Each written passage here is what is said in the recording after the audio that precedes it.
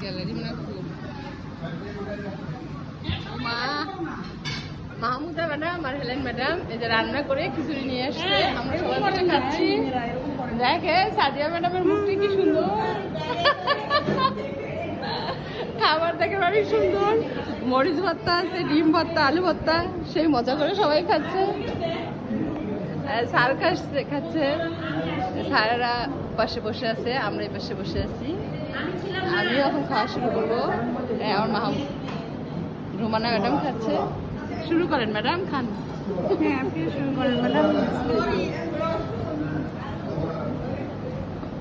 মরিচ, রসুন, আলু কি দিয়ে ভর্তা। হেলেন ম্যাডামের চাপা শুটকির খাওয়া লাগবে একদিন।